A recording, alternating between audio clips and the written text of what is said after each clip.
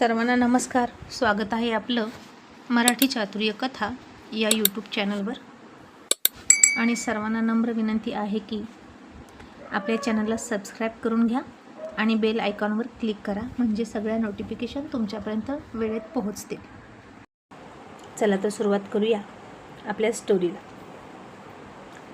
जितेंद्र आणि नैना मधूकडे अर्जुन सरांकडून माफी मिळवण्याची रिक्वेस्ट करून गेले आणि मधू आता कोड्यात पडली आणि काय करावं तिला कळेना. कारण नैना गरोदर होती आणि तिने जर स्वतःकडे लक्ष नाही दिलं तर मग त्याचा परिणाम तिच्या बाळावर होणार.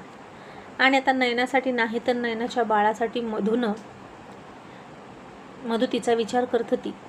आणि घरी गेल्यानंतर जितेंद्रची आई म्हणाली, झालं, मागितली का माफी? काय मिळालं त्याच्याकडून? माफी मिळाली तुम्हाला? काय मेलं एवढं त्याच्यासाठी अडून बसले काय माहीत. किती अकडू माणूस आहे तो. आणि ही फिरते त्याच्या मागे मागे माफ करा माफ करा म्हणत. आता तो अमेरिकेत जाईल, रशियात जाईल, 7 समुद्रा पलीकडे जाईल, मग तूही त्याच्या मागे फिर त्याची माफी मागत. आणि हे ऐकून नैना म्हणाली, मम्मी प्लीज तुम्ही शांत व्हा, तुम्ही या मॅटरमध्ये बोलू नका. जितेंद्रसुद्धा तसंच म्हणाला, मम्मी प्लीज तू बोलू नकोस, ऑलरेडी तुझ्यामुळे खूप घोळ झालेला आहे. आणि मी तर म्हणेन की तू सुद्धा माफी माग त्यांची. बहुतेक सरांची अशीच इच्छा आहे म्हणून ते नैनाला भेटत नाहीत. तुम्हा दोघींनी एकत्र भेटावं असं वाटत असेल त्याला, कारण तुम्हा दोघींनी त्यांचा अपमान केला आहे. जितेंद्रची आई अर्जुनला तुच्छ लेखत म्हणाली, कोण मी आणि त्याची माफी? अजिबात नाही, मला त्या माणसाची माफी अजिबात नको. उलट मीच त्याला माफ करणार नाही. त्यानं माझे खूप हाल केले. आणि आता हिच्याशी बोलण्यात काहीच अर्थ नाही असं वाटून ते दोघेही बेडरूममध्ये गेले. आणि नैना जितेंद्रला म्हणाली, जितू काय होईल रे? मधू आपली मदत करेल का? जितेंद्र म्हणाला, करणार. नैना, मधू आपली मदत नक्की करणार, कारण ती खूप चांगल्या मनाची आहे. अगं संग्राम मला सांगतो ना ती कशी आहे ते. इतकी श्रीमंत आहे पण कशाचाही गर्व नाही बघ तिला. आपण तिच्या आता घरी गेलो पहिल्यांदा, तरीही तिनं आपल्याला किती छान ट्रीट केलं. आता तू टेन्शन घेऊ नकोस प्लीज, आपल्या बेबीकडे लक्ष दे, मनापासून सगळं खात पीत जा, तर बेबीला मिळेल ना. असं म्हणून त्यानं तिला आराम करायला दिला. आणि इतक्यात जितेंद्रला मिस्टर दळवीचा फोन आला. आणि जितेंद्रने फोन घेतला आणि म्हणाला, बोला डॅडी, काय झालं? आणि दळवी खुश होत म्हणाला, जितेंद्र बेटा, अरे माझा मुलगा कोमातून बाहेर आला आणि मी खूप आनंदात आहे. आणि हे ऐकून जितेंद्र तर शॉकच झाला आणि म्हणाला, वा, खूप सुंदर आणि छान गुड न्यूज आहे डॅडी, मी आत्ता येतोय तिथं. आणि त्यानं फोन ठेवला. नैना म्हणाली, काय झालं जितू? डॅडी काय म्हणाले? जितेंद्र खूप खुश होऊन म्हणाला, नैना अगं तुझ्या भावाला शुद्ध आली, तो कोमातून बाहेर आला. आणि नैना खुश होऊन म्हणाली, काय खरंच? म्हणजे आता मला डॅडी माफ करतील. आणि जितू, जेव्हा ते मला माफ करतील ना तेव्हाच मी त्यांना सांगणार की मी प्रेग्नंट आहे, कारण तेव्हाच त्यांना आनंद होईल ना. शेवटी एकुलती एक मुलगी आहे मी त्यांची, आणि मी आई होणार म्हटल्यावर त्यांनासुद्धा खूप आनंद होणार. आणि जितेंद्र म्हणाला, ओके, जशी तुझी इच्छा, पण तू ना आराम कर, मी भेटून येतो. नैना म्हणाली, जितू मला पण यायचं आहे. आणि ती सुद्धा त्याच्यासोबत गेली तिच्या भावाला भेटायला. आणि ती आतमध्ये जाणार इतक्यात तिची मम्मी म्हणाली, थांब नैना, तू त्याला भेटायला जाऊ नकोस.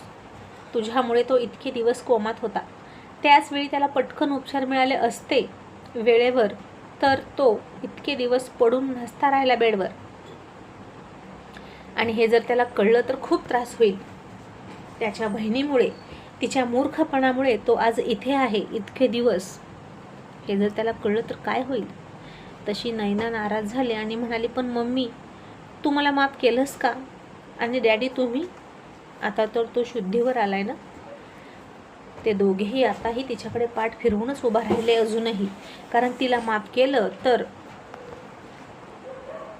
ती पुन्हा शेपाळणार आणि पुन्हा पहिल्यासारखं वागणार असं त्यांना वाटत होतं. आणि त्यांनी अजिबात तिला माफ करायचं नाही असं ठरवलं. आणि नैना रडत रडत तिथून निघाली.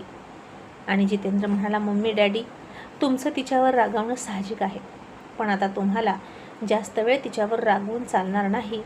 ती प्रेग्नंट आहे. आणि आता हे ऐकलं आणि दळवी आणि त्याच्या बायकोचा राग पूर्ण मावळला. आणि तिची मम्मी म्हणाली, काय? कितवा महिना आहे? जितेंद्र म्हणाला, 3रा.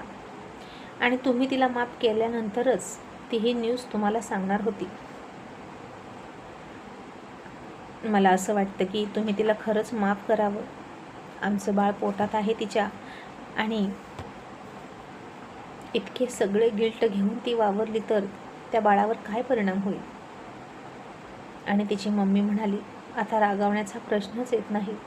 नैना सुधारली, ती प्रेग्नंट आहे. आमचा मुलगासुद्धा कोमातून बाहेर आला. आणि देवाचे हेच खूप आभार आणि उपकार आहेत. आजच्या दिवशी 2 गोड बातम्या समजल्या. आणखीन काय पाहिजे? असं म्हणून तिला माफ करून टाकलं.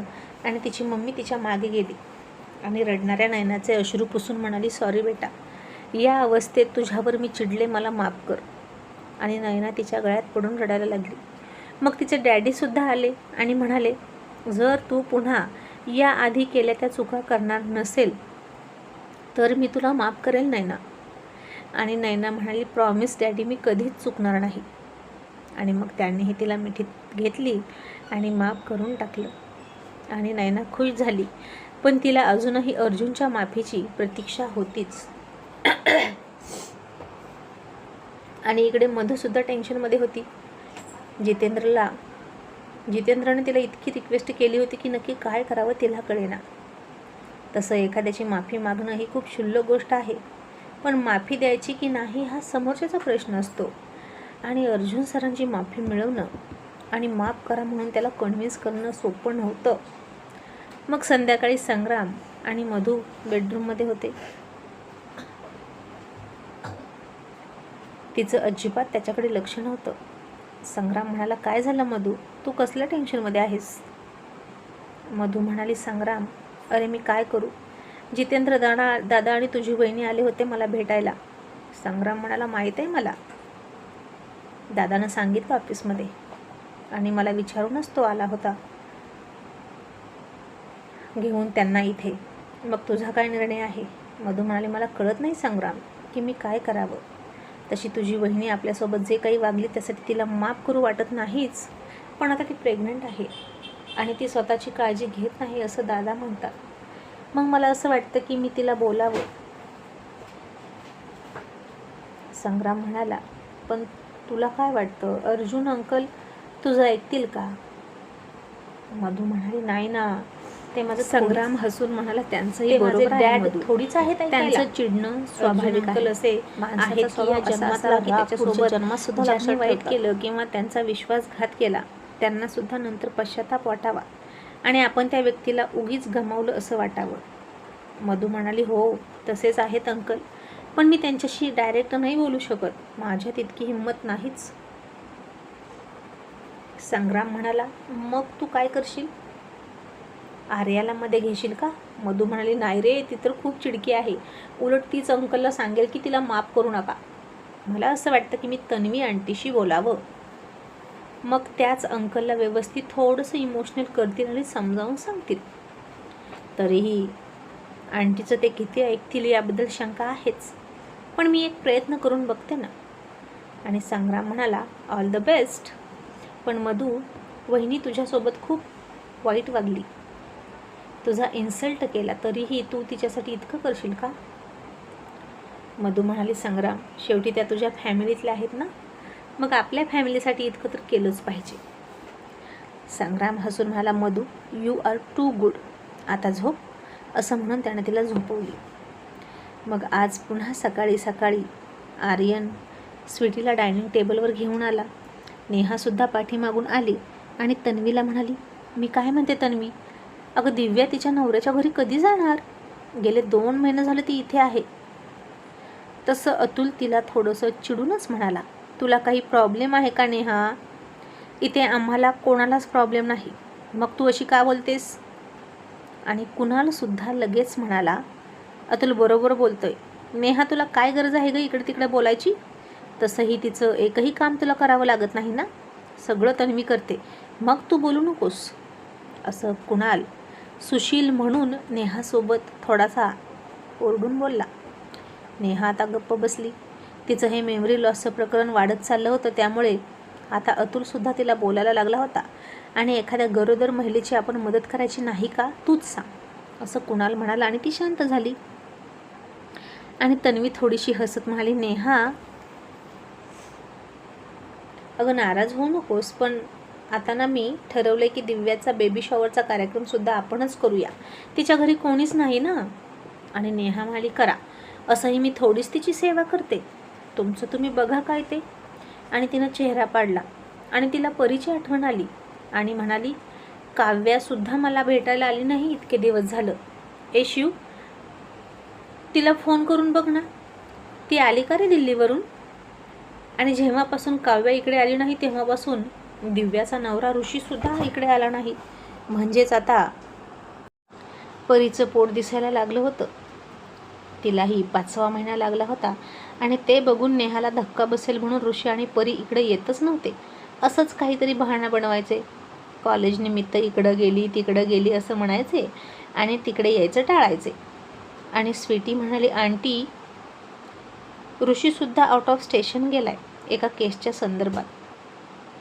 तसं नेहानं तोंड वाकडं केलं आणि तिला म्हणाली, तू नको बोलूस माझ्याशी, मला काय करायचं तुझ्या नवऱ्याचं ऐकून. मी तर माझ्या शिवचं आणि काव्याचं लग्न कधी होईल याची वाट बघते. असं म्हणून ती तिथून निघून गेली. आणि अतुल चिडला आणि म्हणाला, अर्जुन सर, आता हिचं खूप झालं, बघितलं कशी बोलली स्वीटीला. आणि अर्जुन त्याला समजावत म्हणाला, अतुल यार गप्प बस, बोलली तर बोलली, स्वीटीला नाही वाईट वाटणार. हो ना स्वीटी बेटा.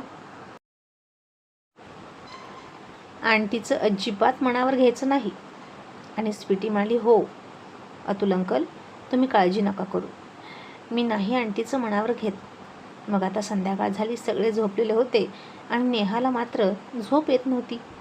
तिच्या शेजारी रिया झोपली होती आणि नेहा उठली आणि रूमच्या बाहेर आली. त्याचवेळी तिला आर्यनच्या रूममधून हसण्याचे आवाज येत होते.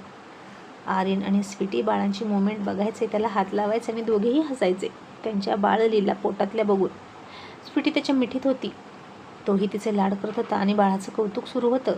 दोघेही हसायचे आणि ते आवाज नेहानं ऐकले आणि म्हणाली, शिवच्या रूममध्ये कुणाचा आवाज येतोय?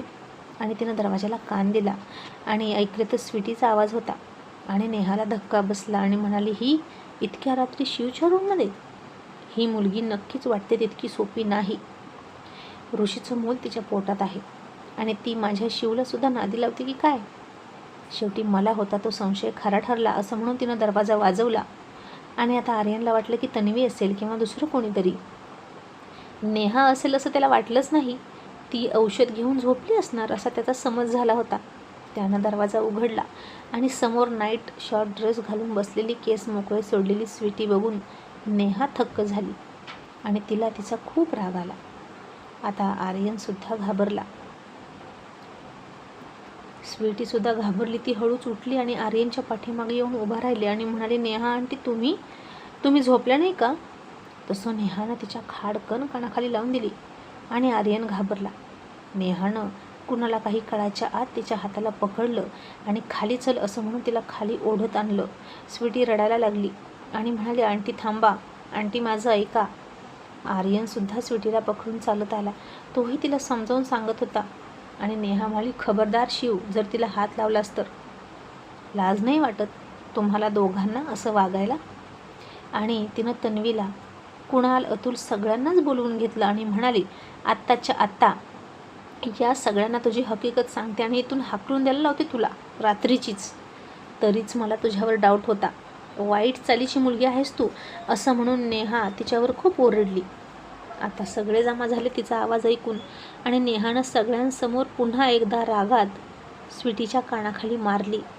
तसं सगळ्यांना धक्का बसला. स्वीटीच्या डोळ्यातून पाणी आलं आणि आता अतुलला खूप राग आला आणि त्यानंही चिडून नेहाच्या जोरदार कानाखाली लावली आणि म्हणाला, बास झालं तुझं नाटक आता. आता अतुल चिडलेला बघितला आणि सगळे घाबरले.